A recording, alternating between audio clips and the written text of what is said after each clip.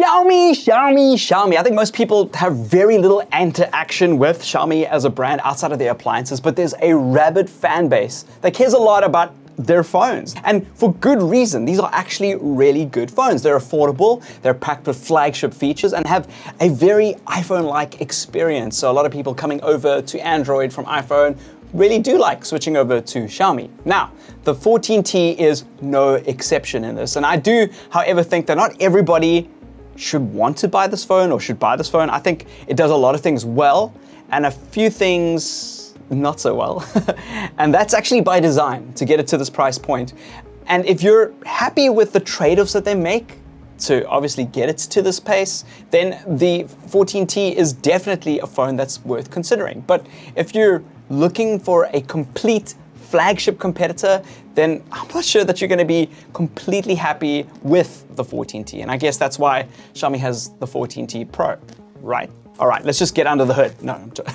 The display is a 6.67-inch AMOLED with 144 Hz AI refresh rate. Now, the website says that it's got 144 Hz with an asterisk. Now, I try to find out what this meant, like why would they put that there? Thinking that maybe they interpolated or like add extra frames or simulate 144 Hz.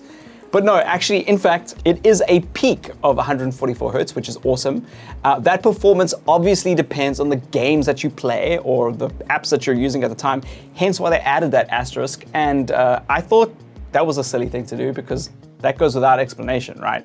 I assume everybody watching this video knows that. It's IP68 dust and water resistant, has dual SIM, and in some versions has eSIM support, Wi-Fi 6E, Bluetooth 5.4, and drumroll please, this is probably one of my favorite features, an IR blaster. So for those of you who don't know, it's an infrared blaster at the top here like you'd have on a TV remote, and you use this with an app called Xiaomi Remote. That's accessible, by the way, if you just drag down the app tray from the top of the screen. And I think this is brilliant. Every phone should have this. This means that you can have like a television remote or any remote around for any device in your house that's easily accessible from your phone. That's as reliable as the remote that came with your TV or your air conditioner or whatever, except that you probably won't lose it because it's in your phone and it's not in one of 20 remote controls hidden behind your couch. I need to mention though that I did have a little bit of trouble programming the television remote that I had. It's a weird game of finding the right remote for the model TV that you have, especially if you don't know what kind of TV that you've got. But even that's not explicit. They kind of try to jerry-rig everything. But once it's done, you're good to go and you can just save it. Brilliant. On the security front, which obviously is super important, it's got an under-screen fingerprint reader and an AI face unlock, which is nice. And the face unlock feels relatively fast, but I've had a few iffy moments with the fingerprint sensor. That could always be done better. It comes in some great colors. By the way, it comes with lemon green, Titan black, Titan gray, and Titan blue. I don't know why they just didn't call it like Titan green. Because why not? Keep the naming convention. Maybe Titan green is, I don't know. Lemon green is probably my favorite looking one. And it also comes with a pre-installed screen protector, which is good and bad. Let me just quickly, why I don't like pre-installed screen protectors is that it doesn't instill a lot of trust in the quality of glass on the front of the screen. But I think you know that when you're going in, right, to buy a 14T. So I think overall it's a good thing. They're improving the experience of using a phone like this and the longevity of it. But at the same time, it's, you know, you get these little bubble marks and it's not great. Oh, and like scratches, the screen is already getting scratched. Again, the screen is fine. Maybe when you will sell it, you can whip this off and sell it without the screen protector on, but you know. When taking a look at storage, you're gonna have to take a very close look at specs that are available to you. So you get an 8 gigs of RAM version that's got 128 gigs or 256 gigs of storage. And those SKUs are, you know, probably gonna be some of the most popular ones. Or if you are like a power user, you can get like 12 gigs of RAM with a 512 gigs of storage. They don't have expandable storage, or at least not in the version I've got, and I actually don't think there is a version with expandable storage, which unfortunately would be very nice. This is more of a mid-range phone. A lot of mid-range phones these days have expandable storage, so come on, Xiaomi, you could do it. I believe in you. Oh, and it's got no headphone jack either, so surprise. Finally, it's running MIUI 14 that's based on Android 14 straight out of the box. Those of you like MIUI, you're gonna like this, right?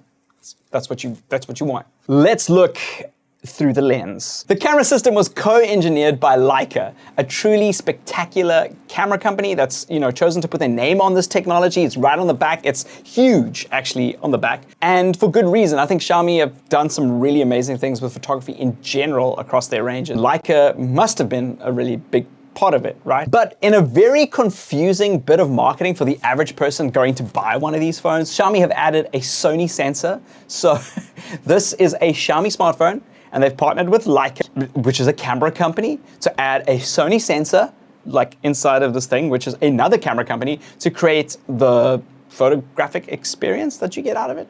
If we somehow put the same amount of companies together for other projects, maybe we could do stuff like, fix climate change. To make things a little bit simpler, Leica make the lenses while Sony is doing the sensor, of course, and then the software is Xiaomi's software. But they do have some cool Leica software, which I'll get into. On the rear of the phone, you get 3 cameras. I mean, it looks like 4, but this little 4th one over here is a flash. This is not a camera. It's a flash. The main camera is a Leica 23mm 50 megapixel camera with an f-stop of 1.7, which should produce some really creamy background blur, and it's got optical image stabilization. The telephoto camera is 50mm, has an f-stop of 1.9, and is also a beautiful 50 megapixels, which is nice. And finally, the ultra-wide is a 50mm lens with a 120-degree field of view. It's got 12 megapixels, and it's got an f-stop of 2.2. Now, the hero here is the main camera, obviously. It's got an aperture as low as 1.7, which is bonkers. And it's got that Sony 1-inch sensor, so low light video and photography should and could be incredible. Let me clarify. Let's talk about that. That Leica software that they've built into the camera is really cool. It's got Leica filters, and I think, again, remember when Fuji brought out their point and shoots with their filters built into it, which is really cool and became very popular on social media. I really felt like it's a huge miss from mobile carriers, right?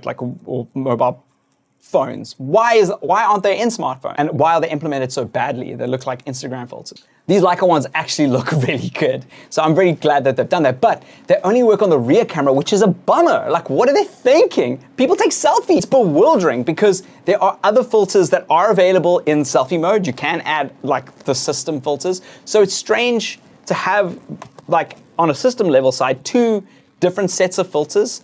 Why didn't Leica just do all the filters? Why have other filters when there are Leica filters?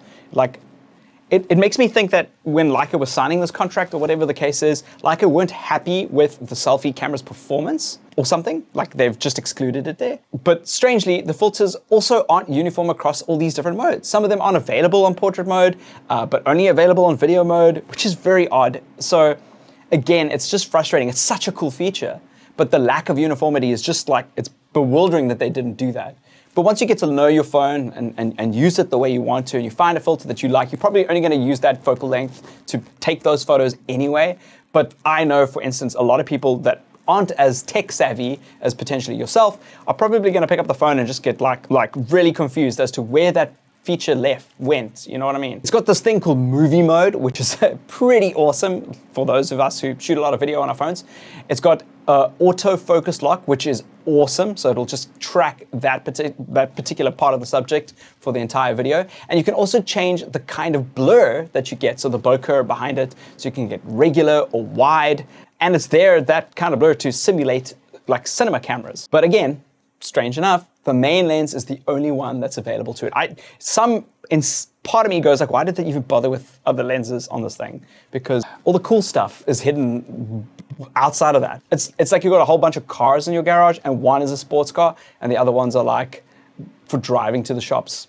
You know what I mean? It's just weird. Why would you have it there? It's also got something called Master Cinema, and I really appreciate this because I think this is the first Android company that's stepping up and taking Apple head on here. It's got 10-bit rec, so it's got a shooting in log kind of, HLG and 4K 30 FPS. This means that it's got a wider color gamut. It's not Apple log, but it's easier to manipulate when you want to post something. So Apple log is still better technically on paper, but for again, for content creators who are using their phones, unless you are using a cinema camera, you actually value that kind of thing. But 10-bit recording is, or 10-bit rec is really nice. It's also really nice for keying green screen, by the way, if that's something you want to do with your phone. And just having a wider color gamut means that the footage looks more like what it would look like coming out of a really expensive mirrorless or cinema camera. All of this, by the way, has to be edited really nicely in post, but again, it's not log, so it doesn't look gray. It still looks pretty good. There's this other really cool feature called director mode. To be honest, at this point of the video while I'm recording this, I haven't actually tried this out. I've got a 12T Pro. I should actually update that and see if this works out. But you can set up other devices as other cameras and have access to a full professional camera system. So if you've got a Xiaomi tablet or a Xiaomi 12T Pro or a Xiaomi 13, you can put them all together and basically bring all the footage together in a director mode, which is awesome, because it's something that I've liked about Samsung's director mode is that it uses all the cameras on the device.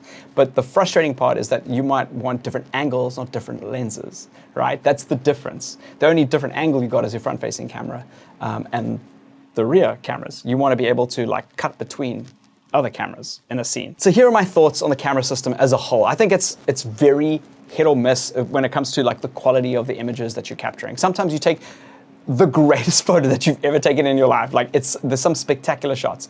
Other times, under the exact same conditions, you yield garbage footage, like absolute garbage. And the inconsistency is a little bit of a nightmare. And I assume that that's just the AI that's just not carrying itself properly, which is disappointing because the hardware is so good, right? We've got really good specs here. And the good shots are just way better than you'd expect. And in some ways, better than any other phone that I've actually used, because they're just beautiful. And obviously that's a taste thing, but they are just, to me, extremely beautiful. So you know what they're capable of. So why is that just not a constant expectation? If you're happy to get a couple of shots in order to get the one shot, right, then it's a trade-off that I'm sure that you're going to be okay with. But for me, it's extremely frustrating, and I hope that Xiaomi really ups the consistency part of the image production in their new iteration, whether that's the 15T or the 15T Pro, whatever they bring out next. I think they really need to do that. They need to do Xiaomi justice and they need to do Leica justice here, because they're on the brink of something very, very cool. There is a whole bunch of AI stuff. Just speaking about AI stuff, there's something called AI image editing and AI film in the camera for better quality shots. But if you're a purist, you're likely to turn all of that off. It's got all of that normal Google AI stuff, like it's got interpreter, it's got circle to search, it's got like Google Gemini. All that stuff is built into here, which is great. It's a new generation phone. You kind of expect that. When it comes to gaming, this is a very, very, very cool gaming phone. I have to admit, it kind of blew me away. I think the hint was that it's 144 hertz. I was a bit skeptical when I saw the asterisk, but I get it now. There's a touch sampling rate over and above that of 480 hertz. So the difference between the display's 144 hertz like refresh rate and the touch sampling rate, it's using a 480 hertz signal for touch sampling. So it means that you just are way more responsive. You know, 144 hertz display is frames that it's delivering to you. The 480 hertz is the touch input that's going to the game. Does that make sense? I hope I phrased that in a way that means something to somebody. It's got 4,000 nits of peak brightness, which is really bright, so playing games is really great. And it's got a really good processor. MediaTek are pumping this out. It's got a MediaTek Dimensity 8300 Ultra, which is really cool. And Xiaomi have even included their own cooling system called Ice Loop, that keeps the phone relatively cool. Oh, and it's worth touching that they've got this really cool gaming software as an overlay. Samsung also have something like it, but I kind of prefer what Xiaomi are doing here. This seems way more practical. It's like gamers actually made some of these features, including just like performance boosters. You can just like basically trash all your cache while you're playing a game just to beef up the performance to get a higher refresh rate on some of those games. And even if your game doesn't support a higher refresh rate, you do want to push as many frames as possible. There's a whole discussion on that. It's not for this video, but even when you're on PC and you are playing on I play on a 240 hertz monitor, you want to make sure that you're getting a consistent frame rate, but like one that's slightly over 240 hertz. You know, that's always better. So that's really cool that they've done that. Anyway, the battery is my least impressive part of the gaming side of things, but I think it's because it's just doing so much more than other phones in this range. I think a lot of other phones nerf performance in favor of battery life, which if you're playing a game, sometimes is not something that you'd like. But it's got a 5,000 milliamp hour battery, which is really good. The real hero here is that it's got 67 watt wired fast charging, and they call this hypercharge. It doesn't come with a power adapter in the box, but that is absolutely massive. It is so fast. It's basically charging as fast as many laptops charge. 67 watts is bonkers. I'm going to include some recommendations for power adapters that do work with this in my description. I do make affiliate revenue from that, but just go check those out. And it's definitely worth investing in if you've bought a 14T or any actual device that supports a faster charging. Getting a power brick that supports that is great, because also those power bricks often charge your notebooks as well, like your MacBooks and everything. It's cool. There's a big part of the Xiaomi fandom that was going to be happy to know that there's a whole bunch of themes that are available on this thing. Themes are a big part of this Xiaomi experience for a lot of people. Xiaomi do it best, to be honest with you. I see a lot of people going, here's Android customization versus Apple customization on TikTok, but Xiaomi quite quietly and consistently beat everybody. And I'm even talking about Samsung with their theme park project that they built. I find that the Xiaomi consistently has the better themes on the theme store, and most of them are free. And if people, I don't know why they don't shout this out, because now Apple have brought out their customization. Xiaomi's just quietly at the front of the pack. They need to say something. I did say that this was a mid-range phone. So let's compare this with some similar phones in its price range. The Xiaomi 14T is priced competitively in this mid-range market, even amongst itself in the space. So here's a common consensus on how it stacks up against other competitors. And disclaimer here, I haven't tried all of these phones. I've tried some, but I need to let you kind of in on what other people are saying about this in comparison to other phones. Well, the top three similarly priced phones are the Google Pixel 8a, the Samsung Galaxy A55, and the Realme GT Neo 6. By the way, you can go watch my Samsung Galaxy A55 video on my other channel, Galaxy Unlocked, where I focus exclusively on Samsung products. And that's also a banger of a phone. The Google Pixel 8a, the consensus is that while the Pixel offers better software support and camera AI, the Xiaomi 14T takes the lead in display quality and battery capacity, as well as that fast charging. So that's a really big deal. And Google Pixel is not available everywhere. So you might not be able to find it everywhere. You might be able to find Xiaomi. I find that they're kind of in opposite markets. Where you find a Pixel, it's hard to get a Xiaomi. And when you find a Xiaomi, it's hard to get a Pixel. Is that right? Let me know in the comments. The next one is the Samsung Galaxy A55. Well, the Samsung delivers a better ecosystem integration. I firmly believe that Samsung's ecosystem is the best ecosystem outside of the Apple ecosystem, and I actually believe it's better than the better than the Apple ecosystem. It really is, because it has things like appliances and all that stuff built into smart things, which is awesome. But the Xiaomi 14T offers a more powerful chipset, depending on your region, and a faster charging. I think a lot of people might opt for this, but I am a Samsung fanboy. So it's going to be a hard sell for me to get this over the A55. I think the biggest sell for me is that that 144 hertz refresh rate. The gaming on here is pretty bonkers. For everything else, I'm probably going A55. And then the Realme GT Neo 6. Now the Realme GT Neo 6 rivals the 14T in performance, right? But it lacks MIUI, which is what a lot of people want out of a Xiaomi phone, right? That's the experience. So if you want that operating system, you need to be inside the space. All right, in my opinion, overall, for the price that you pay and the raw specs of this device, the Xiaomi 14T literally is the class leader. This is the class leader. That 67 watt fast charging, that hypercharge, the 144 hertz display, that 480 hertz sampling rate, the camera system that Leica have put behind this. You are getting like a cheaper chassis. Oh, another thing that I didn't mention is that it's got a really cool textured button for power button, which I actually think is really nice. So I think this is really a class-leading device. And again, my favorite feature, the IR blaster that's built in, right? Why didn't they add an SD card slot and a headphone jack? Why? And I know people are complaining about, like, why should I talk about headphone jacks? There are people that really care. I don't necessarily, but there are people, especially that are buying phones like this, they aren't investing in Bluetooth headphones. They're too expensive. So having a headphone jack that you can plug in means that you can reliably get the best audio with a really inexpensive headset. So it's a really good purchase, ultimately. And I think you have a good idea whether you want this or not. But what are you losing right now in the 14T that's actually in the 14T Pro? So what is stopping you from moving over from this guy over to the 14T Pro besides availability?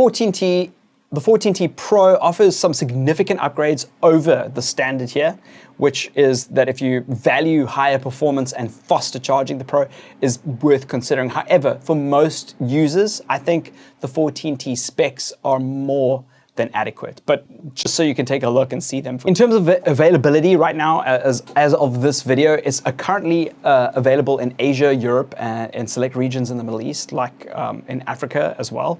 Here in Africa, South Africa, we've got access to it. It's expected to roll out into other markets like Latin America. However, and maybe it's there already by the time you're watching this video. However, availability in North America remains unlikely. So if you are American, you're probably going to have to ship this in.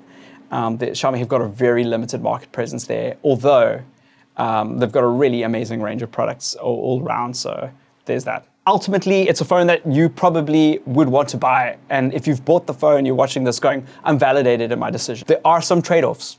The inconsistency with the photos, the build quality is not the best build quality. You know a mid-range phone when you see a built-in screen protector. That's just my thing. But there are some really amazing things in here. A great chipset, a great battery, a really decent camera system on paper, amazing filters, an IR blast. It's just a really, really decent phone. Sound quality is not the best, and especially when you're gaming, you're holding it over here, but that's okay. Most people are using headphones, and I think Xiaomi have created a banger from this, to be honest with you. What are your thoughts? Let me know in the comments below. I like to debate this stuff with you. In the meantime, I'm going to make a sandwich with this on top of it. And no, I'm not going to do that. I'll see you in another video. Cheers.